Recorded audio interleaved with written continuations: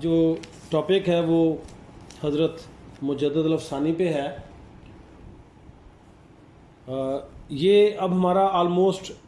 Second phase ہے. میں نے آپ کو بتایا تھا کہ ہمارے لیے نظریہ پاکستان کو پڑھنا اس لیے بھی ضروری ہے کہ ہمارا جو پس منظر ہے اور پیش منظر ہے وہ اسی ٹاپک کی بنیاد پر ہوگا. اب یہ ہم نے دیکھنا ہے کہ ہندوستان میں اسلام کا پھیلاؤ کیسے ہوا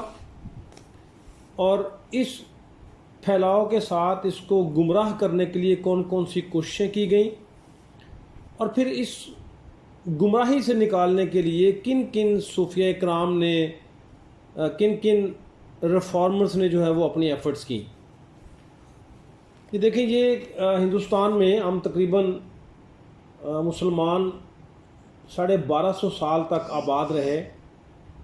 اور یہ ہم دو قومی نظریہ میں اور نظریہ پاکستان میں یہ پڑھ چکے ہیں کہ اپنی جداگانہ حیثیت کو برقرار رکھنے والی یہ ہندوستان میں واحد قوم تھی جو کہ ہندو مذہب میں ضم نہیں ہو سکی. اور ظاہری بات ہے کہ جب یہ ہندو مذہب میں ضم نہیں ہو سکا اسلام یا مسلمان ہندو مذہب کے ساتھ مل کر ایک قوم کی حیثیت سے نہیں چل سکے، جب مسلمان یا مسلمانوں کے عقائد کو ہندوؤں کے عقائد پر فوقیت حاصل ہونا شروع ہو گئی تو پھر اس کی مخالفت جو ہے اس میں بھی اتنا ہی اضافہ ہونا شروع ہو گیا. یہ بارہا مرتبہ ہم کہہ چکے ہیں کہ پاکستان اسی دن وجود میں آ گیا تھا جب ہندوستان میں پہلا غیر مسلم یا ہندوستانی تھا جس نے اسلام قبول کیا. اور پھر یہ بات بھی میں آپ کو بتا دوں کہ کرنگ نور کے راجہ کو مسلمان کیا تھا سب سے پہلے، اور یہ وہ راجہ تھا، یعنی راجہ کے اسلام قبول کرنے کا مطلب یہ ہے کہ اس گاؤں یا اس علاقے کے تمام لوگ جو ہیں وہ راجہ کو دیکھتے ہوئے دار اسلام میں داخل ہو جائیں گے. راجہ نے اسلام قبول کرنے کے بعد مساجد بھی تعمیر کروائیں، بہت سارے ایسے کام کیے جو کہ ہندو معاشرے سے ہٹ کر تھے. اور پھر ایک ایسا وقت بھی آ گیا جب 712 میں محمد بن قاسم نے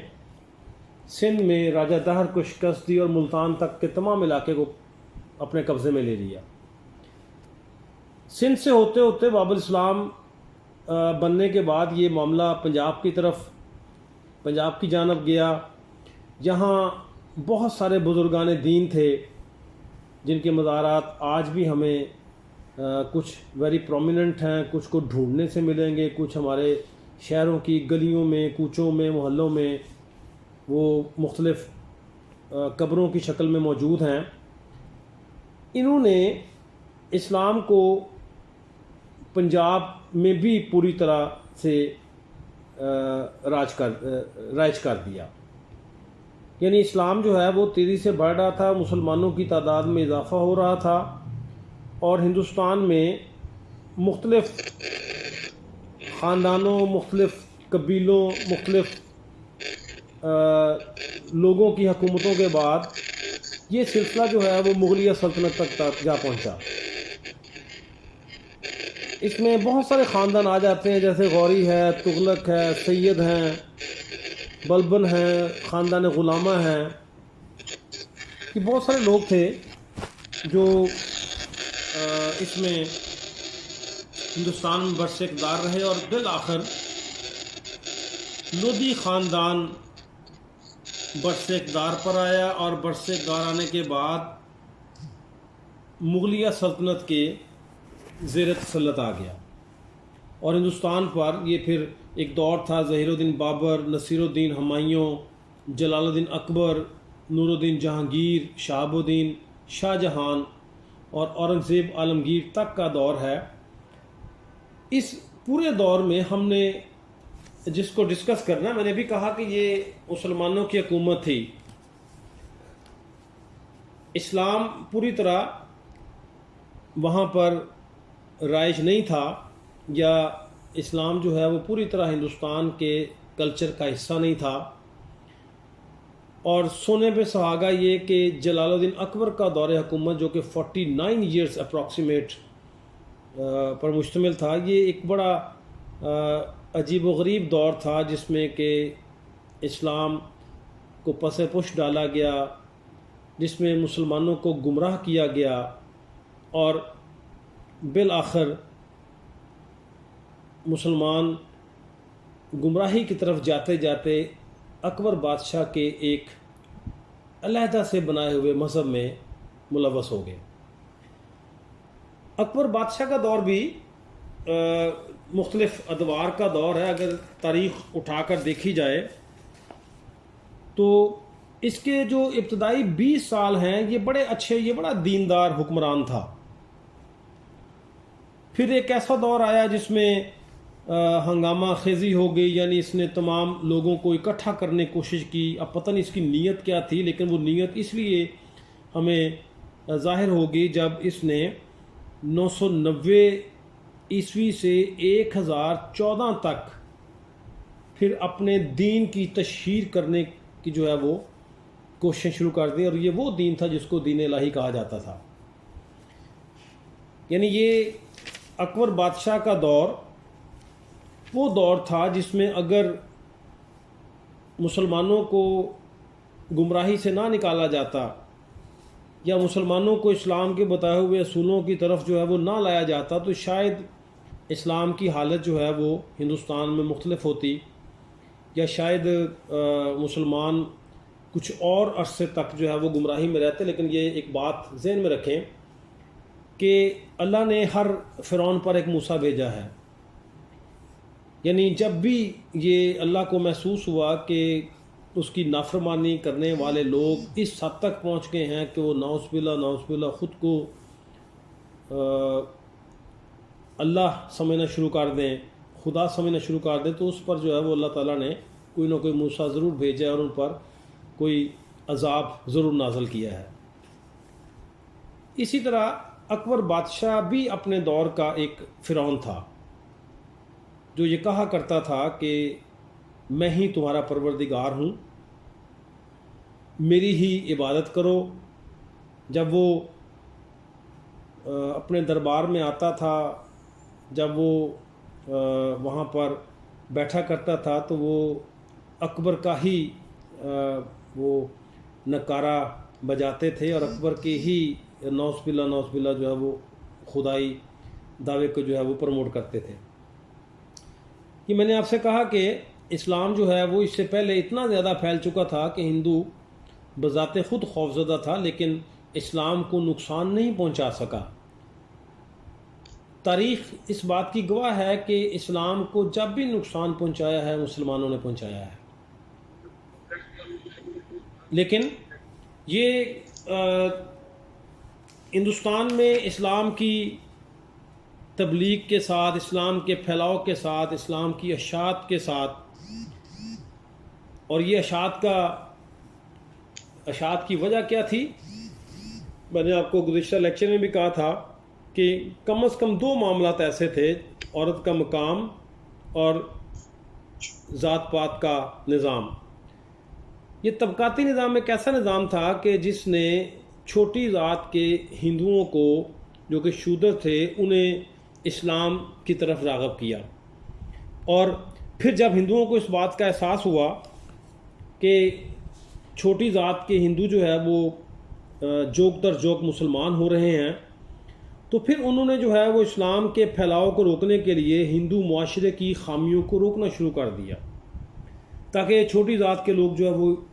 ہندو جو ہے وہ اسلام قبول نہ کریں۔ یہ ایک بھکتی تحریک اس کا نام دیا گیا تھا، اور جو اس کو تحریک کو چلاتے تھے وہ بھگت کہلاتے تھے۔ یہ ظاہری بات ہے کہ جس طرح مسلمان تعداد میں زیادہ ہو رہے تھے، جس طرح اسلام تیزی سے پھیل رہا تھا، یہ ہندوؤں کے لیے اور ہندو ذات کے ہندو مذہب کی بڑی ذات کے لوگوں کے لیے یہ خطرے کی گھنٹی تھی، اور ان کے یہ مقاصد پورے ہوئے۔ جیسے میں نے کہا کہ اکبر بادشاہ کے بھی 3 ادوار تھے، اور انہیں موقع ملا کب جا کر تیسرے ادوار میں، جو کہ 990 سے 1014 اکبر بادشاہ کے انتقال تک کا دورانیہ تقریباً 24 سال کا دورانیہ ہے، جس میں اکبر نے توحید کا ایک غلط کنسپٹ پیش کیا، جس میں اس نے اسلام کے مقابلے میں ایک مذہب دین الہی شروع کیا، جس میں نظریہ وحدت الوجود کو پروموٹ کیا گیا، جس میں یہ پابندی لگائی گئی کہ جو بھی آئے گا وہ بادشاہ کو سجدہ کرے گا۔ اب یہ وہ معاملات تھے، یہ دیکھیں، ایک بات ذہن میں رکھیں کہ اگر اکبر بادشاہ کے دور میں، جس کا میں نے ابتدا میں کہا کہ آج ہمارا ٹاپک حضرت مجدد الافسانی ہے، حضرت مجدد الافسانی نہ آتے تو کوئی اور ریفارمر آ جاتا، کوئی اور صوفی آ جاتا، لیکن یہ نہیں ہونا تھا کہ اللہ تعالیٰ جو ہے وہ اسلام کو یا اسلام کے منکرین کو یا جو اسلام کو گمراہ کر رہے ہیں ان کو جو ہے وہ آزاد چھوڑ دیں۔ ہمارا بنیادی طور پر ہندوؤں کے ساتھ جو اختلاف تھا وہ اللہ اور غیر اللہ کے حوالے سے ہی تھا۔ یہ ہم پہلے بھی پڑھ چکے ہیں کہ ہمارا اختلاف ان کے ساتھ جو تھا وہ کھانا پینا اٹھنا بیٹھنا، یہ ساری چیزیں ہماری عرصہ دراز سے چلی آ رہی تھیں، لیکن ہم توحید پہ کوئی کمپرومائز نہیں کر سکتے تھے۔ ہم نبی پاک صلی اللہ علیہ وسلم کی شان میں گستاخی جو ہے وہ برداشت نہیں کر سکتے تھے، اور باوجود اس کے کہ ہم سارے وہاں مختلف مذاہب کے لوگ اکٹھے رہتے رہے، لیکن وہ مذہب جس کی اپنی جداگانہ حیثیت قائم رہی وہ اسلام تھا۔ اور یہ ہمیں آنے والے وقتوں میں، جو کہ آج لیکچر کا ہمارا حصہ ہوگا، ہمیں اس بات کا اندازہ ہو جائے گا کہ اس کی اپنی انفرادی حیثیت اسلام کی کیسے قائم رہی۔ یہ حضرت مجدد الافسانی کی جو ہم بات کر رہے ہیں، یہ وہ بزرگ تھے، یہ وہ ریفارمر تھے، یہ وہ مصلح تھے جن کا اصلی نام شیخ محمد احمد سرہندی تھا،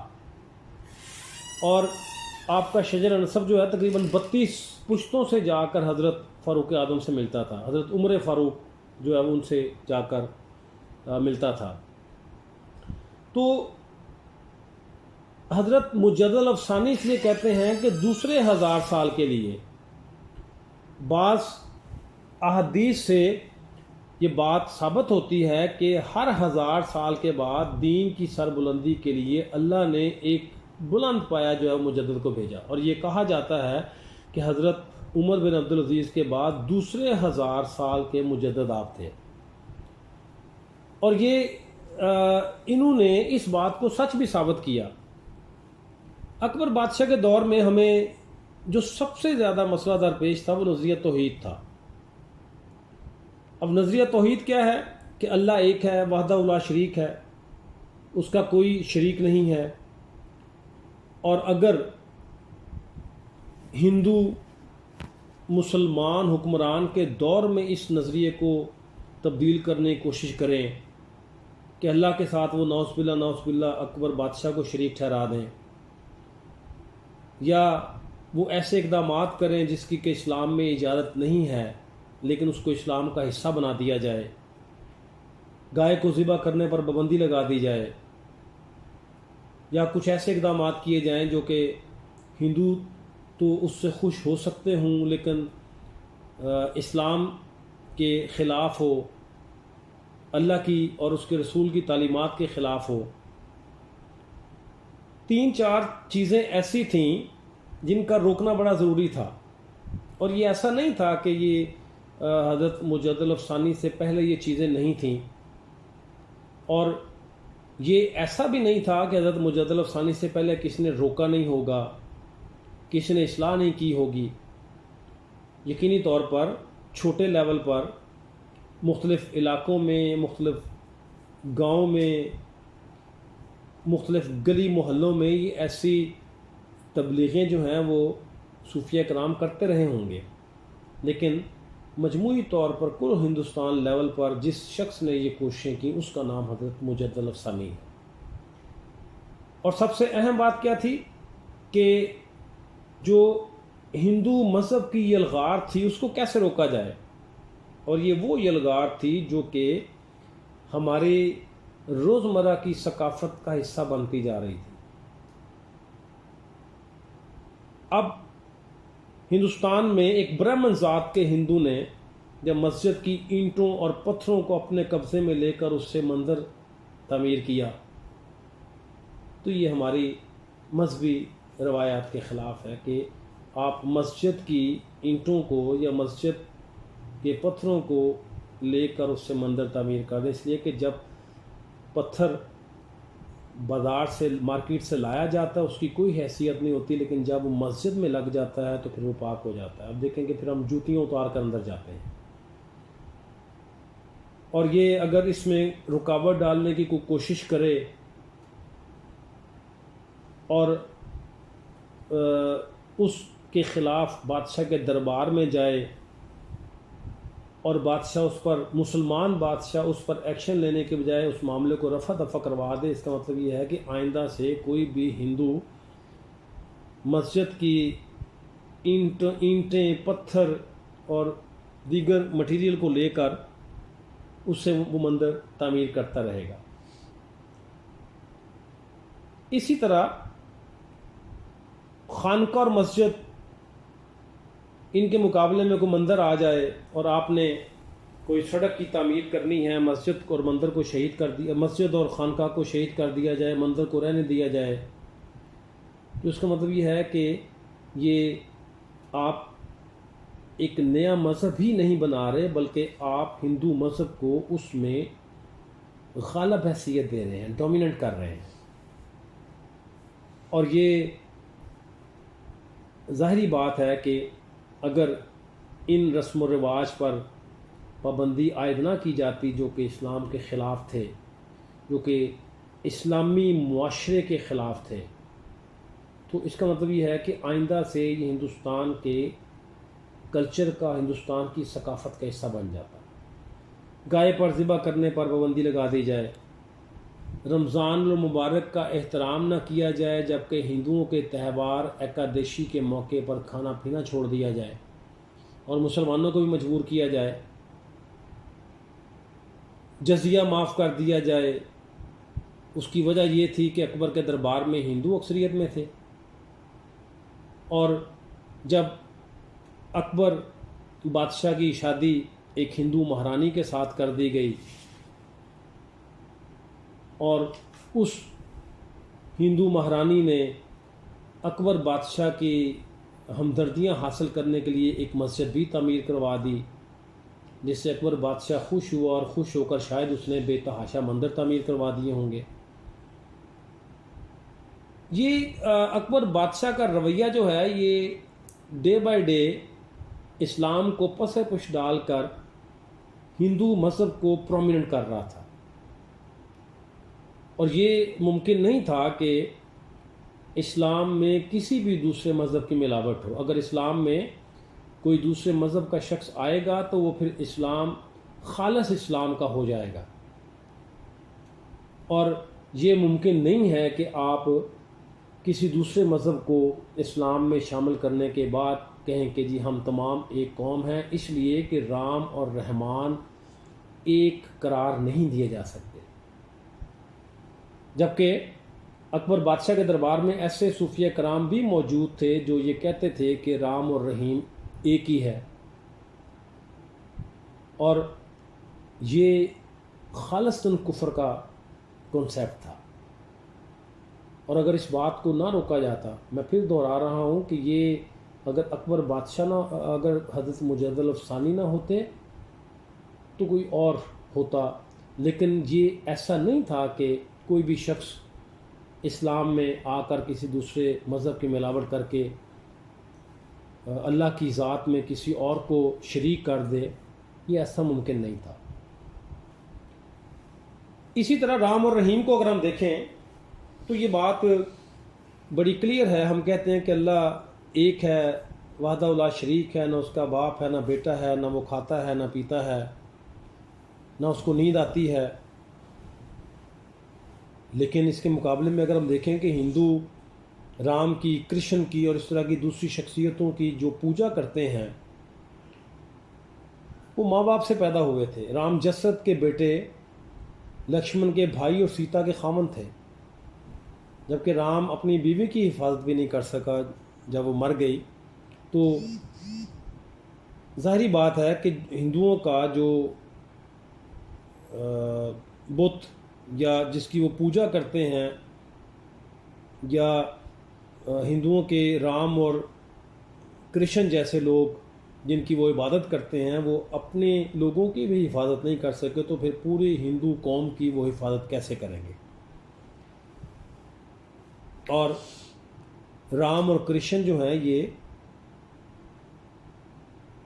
بہت بعد کی، ہزاروں سال بعد کی پیداوار ہے،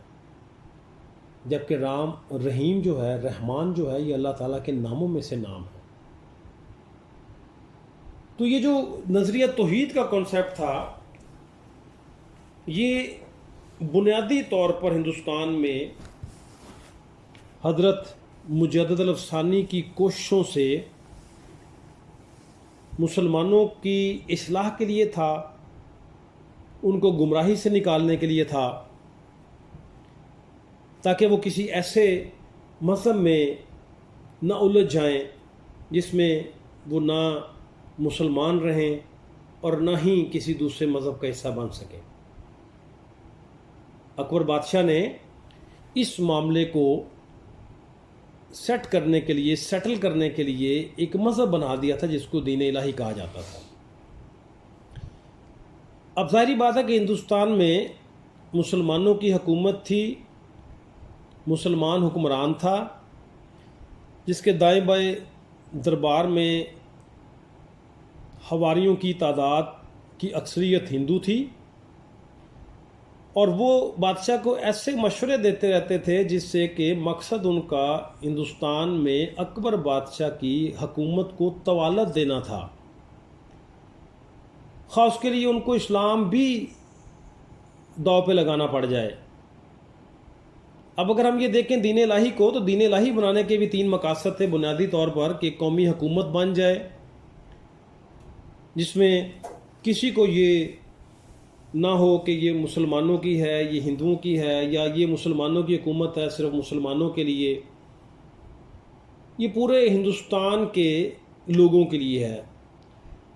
اور پھر یہ تھا کہ ہندوؤں سے مفاہمت رہے، ریکنسلیشن ان کے ساتھ رہے، ایسے اقدامات بادشاہ کرے جس سے کہ ہندو بھی اطمینان سے اکبر بادشاہ کو اپنا حکمران مان سکیں۔ اور نمبر 3 پہ دین الہی کا مقصد یہ تھا کہ ہندوستان کو متحد رکھا جا سکے۔ ہندوستان میں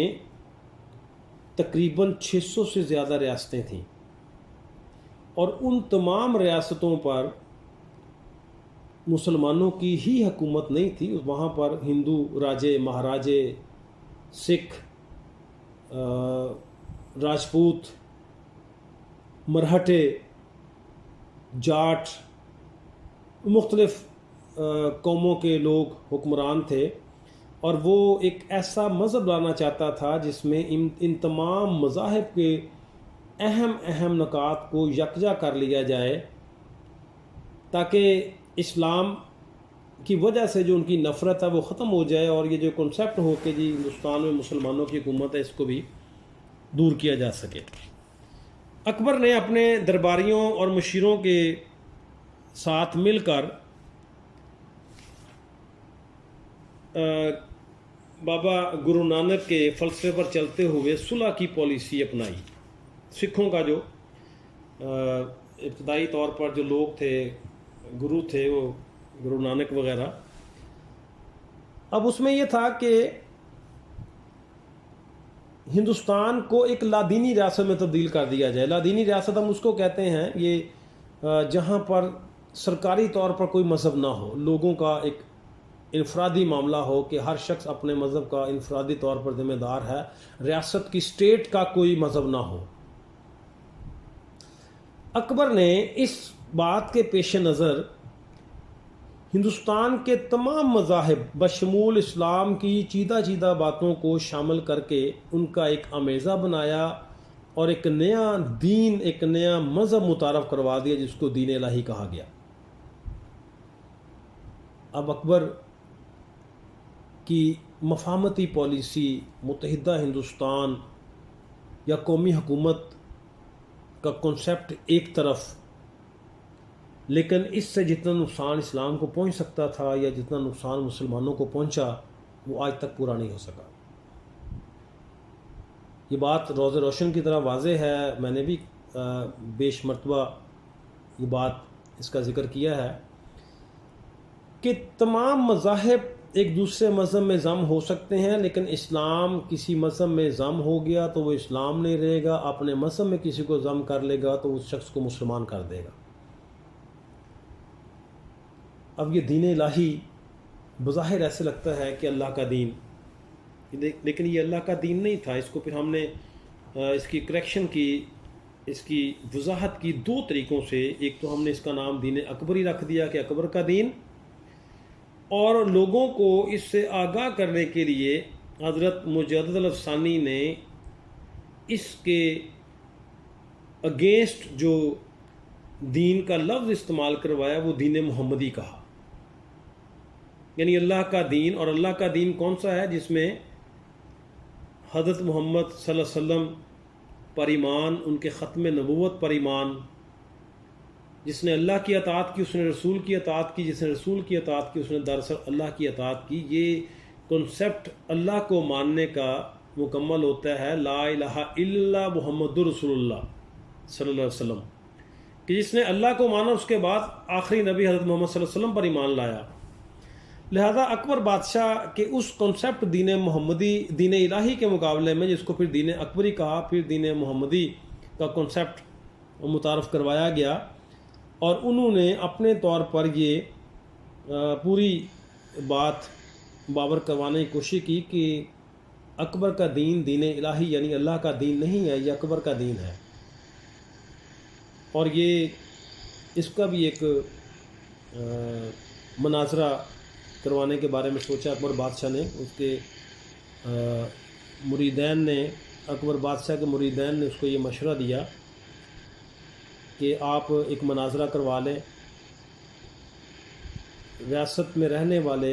آپ کی سلطنت کے بہت سارے افراد جو ہیں وہ آپ کے ساتھ ہیں، ہندوؤں کی بھی اکثریت ہے، لہذا کرامت اولیاء ایک کتاب، اس میں یہ واقعہ لکھا ہوا ہے، یہ ایک معجزہ آپ سمجھیں کہ ایک طرف حضرت محمد صلی اللہ علیہ وسلم اور اللہ کے ماننے والے لوگ، حضرت مجدد الافسانی کے پیروکار، دین محمدی کے پیروکار، اور ایک طرف جو ہے وہ دین الہی اکبر کے پیروکار، اور اکبر بادشاہ چبوترے پر بیٹھ کر یہ سارا منظر دیکھ رہا ہے کہ کس کی تعداد زیادہ ہے۔ یہ بھی ایک معجزہ ہے کہ کرامت اولیاء میں لکھا ہوا ہے کہ ایک طوفان آیا اور لائن کے اس طرف جس طرف دین الہی کے لوگ بیٹھے ہوئے تھے وہ طوفان ان سب چیزوں کو بہا کر لے گیا، اور دین محمدی کے کسی بھی شخص کو جو ہے وہ ایک آنچ بھی نہیں آئی۔ اور یہ بھی روایت ہے کہ اکبر بادشاہ چبوترے سے گرا، اس کی پسلیاں ٹوٹ گئیں اور کچھ عرصے کے بعد اس کا انتقال ہو گیا۔ اب یہ اگر حضرت مجدد الافسانی، حضرت جو ہے وہ اعلیٰ حضرت دین محمدی کا کنسیپٹ نہ دیتے، ٹھیک ہے اس وقت تعداد ان کی بہت کم ہوگی، لیکن جتنے بھی لوگ تھے ان کو کم از کم ریئلائز ہو گیا کہ دین الہی جو ہے یہ دراصل اکبر بادشاہ کا دین ہے، جس کا کوئی سر پیر نہیں ہے، جو اسلام سے کوسوں دور ہے۔ اسی طرح اس بات کو اور پروموٹ کرنے کے لیے اکبر بادشاہ کے دور میں نظریہ وحدت الوجود دیا گیا۔ وحدت الوجود سے مراد یہ ہے کہ جو چیزیں موجود ہیں، ابن عربی ایک فلاسفر تھا، اس نے کہا کہ دنیا میں جتنی بھی چیزیں ہیں وہ اللہ کی بنائی ہوئی ہیں، زمین، آسمان، سورج، چاند، ستارے، پہاڑ، درخت، پانی، سمندر، یہ ساری چیزیں اللہ کی بنائی ہوئی ہیں، لہٰذا ان تمام چیزوں میں اللہ موجود ہے، اس لیے ان کی عبادت کرو۔ اگر یہ بات درست ثابت ہوتی تو پھر انسانوں کو بھی اللہ نے بنایا ہوا ہے اور پھر انسانوں کی بھی عبادت ہوتی، اور پھر جو ہندوؤں کا کنسیپٹ تھا وہ لکشمن کو، رام کو، جسرت کو ماننے والا، اس کی پوجا کرنے والا، تو وہ ان کو تو اپنا نعوذ باللہ خدا مانتے تھے۔ تو اب اگر اس نظریے پر بھی کوئی کمنٹس نہ آتے حضرت مجدد الافسانی کی طرف سے یا کسی بھی عالم دین کی طرف سے، تو شاید یہ بہت عرصے تک لوگوں کا کنسیپٹ اس معاملے میں بھی خراب رہتا. لہذا حضرت مجدد الافسانی نے نظریہ وحدت الوجود کے مقابلے میں نظریہ وحدت الشہود دیا، جس کا مطلب یہ تھا کہ یہ تمام چیزیں جو دنیا میں موجود ہیں یہ اللہ کی بنائی ہوئی ہیں، لیکن یہ اللہ کی موجودگی کی شہادت دیتی ہیں کہ اللہ ہی وحدہ لا شریک ہے. لہذا عبادت کس کی کرنی ہے؟ عبادت اللہ کی کرنی ہے. ہم کہیں بھی جاتے ہیں تو ہم جب چیزیں ایکسٹرا آرڈنری دیکھتے ہیں تو ہم یہ اکثر کہتے ہیں کہ یہ اللہ تعالیٰ کی قدرت ہے، یہ اس کا کرشمہ ہے. تو اگر ہم پہاڑوں کی عبادت شروع کر دیں، کرشمہ تو اللہ کا ہے، کرشمے کی عبادت نہیں کرنی، کرشمہ دکھانے والے کی عبادت جو ہے وہ اسلام میں ہے. اور وہ ہمارا ہندو اور دیگر مذاہب کے ساتھ یہ بھی ایک بڑا واضح فرق تھا. اور چوتھے نمبر پر جو بڑی اہم بات ہے وہ سجدہ تعظیمی تھا. جو اکبر بادشاہ اپنے آپ کو نعوذ باللہ خدا کہلاتا تھا، وہ یہ بھی چاہتا ہوگا اور چاہتا تھا کہ اس کو سجدہ کیا جائے. اور سجدہ تعظیمی جو ہے وہ صرف اللہ کے آگے جائز ہے. اکبر کے بعد، اکبر کے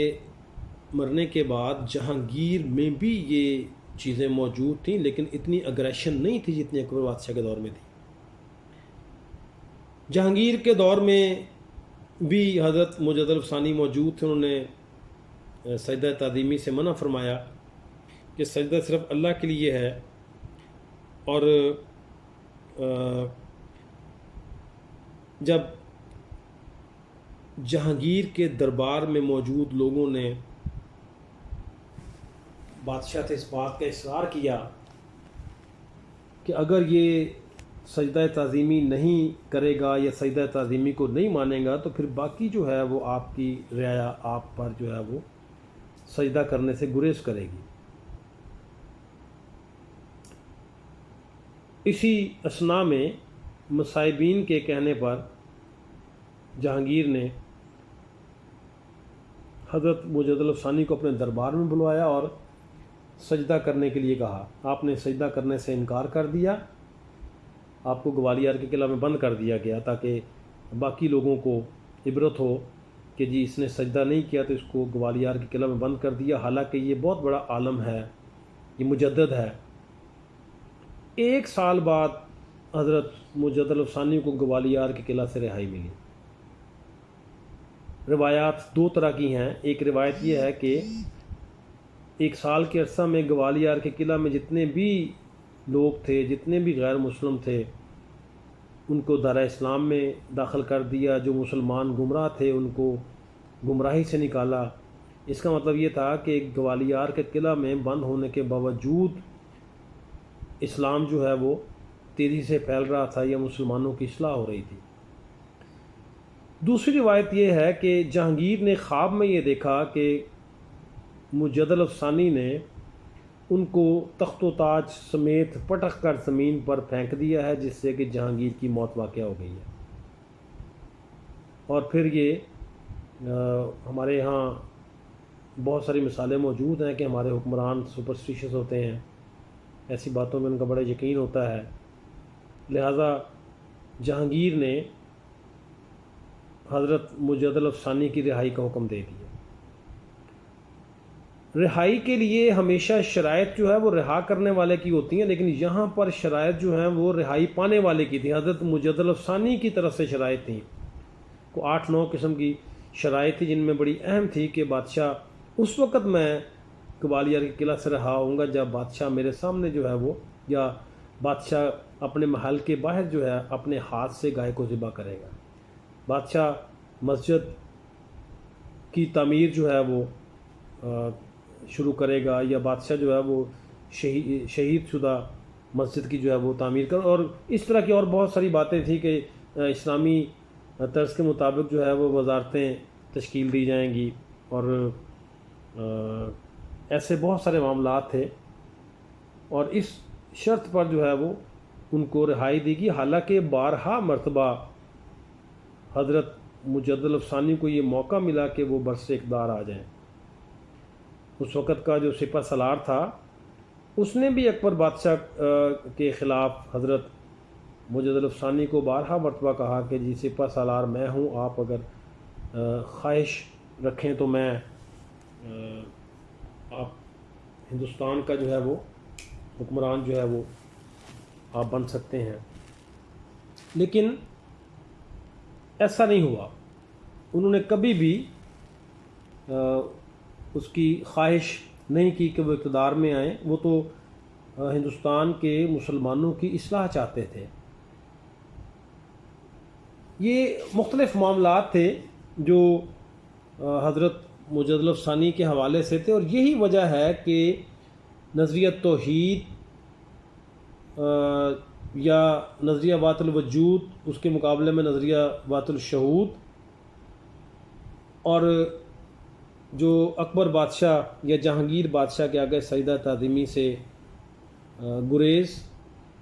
یہ وہ چیزیں تھیں جو حضرت مجدد الافسانی کی طرف سے ہندوستان میں دو قوموں کے نظریے کو اسٹیبلش کر رہی تھی۔ اگر مذہبی بنیادوں پر دیکھا جائے تو دو قومی نظریہ کا بانی حضرت مجدد الافسانی کو کہا جائے گا، لیکن ہم کبھی بھی نہیں کہتے، جب بھی سوال آتا ہے ہم یہی کہتے ہیں کہ سر سید احمد خان دو قومی نظریہ کے بانی ہیں۔ لیکن یہ بنیادی طور پر مذہب کے حوالے سے اگر دو قوموں کے درمیان اگر کسی نے تفریق کی باضابطہ طور پر، باقاعدہ طور پر، تو وہ حضرت مجدد الافسانی تھے، اور ان کے کام کی اتنی وقت ثابت ہوئی، یہ کیسی تاریخی مذہبی ہستی ثابت ہوئے کہ اکبر کے دین الہی کے خلاف کامیاب جہاد کے بعد جہانگیر کو کافی حد تک جو ہے وہ راہ راست پر لانے میں کامیاب ہو گئے۔ اس کے بعد شاہ جہان کا دور اچھا دور تھا، وہ خود اسلام کی سرپرستی کرتا تھا، اور اورنگزیب کو ایک صوفی بادشاہ تھا۔ یہ اگر اکبر بادشاہ کے دور میں ہی اس کو نہ روکا جاتا تو شاید آنے والی سلطنتیں یا آنے والا حکمرانی کا دور کچھ اچھا نہ ہوتا، لیکن ان کی کوششیں تھیں کہ شاہ جہان سے ہوتا ہوا اورنگزیب عالمگیر تک جو ہے وہ حالات مسلمانوں کے موافق ہوتے رہے۔ باقی اگر ہندوستان میں مسلمانوں کی دور کا زوال آیا ہے تو اس میں ہندوستان کے ان حکمرانوں کی اپنی عیاشیاں یا بہت زیادہ اخراجات یا دیگر معاشرتی مسائل ہو سکتے ہیں، لیکن ان ادوار میں مسلمانوں کو کوئی خطرہ نہیں تھا، اسلام خطرے میں نہیں تھا، اور یہ ابتدائی طور پر ہم کہہ سکتے ہیں کہ جو مسلمانوں میں علیحدہ قومیت کا جس نے شعور دیا، دو قومی نظریے کو بڑے زور و شور سے پیش کیا، وہ شخصیت جو ہے وہ حضرت مجدد الافسانی تھے۔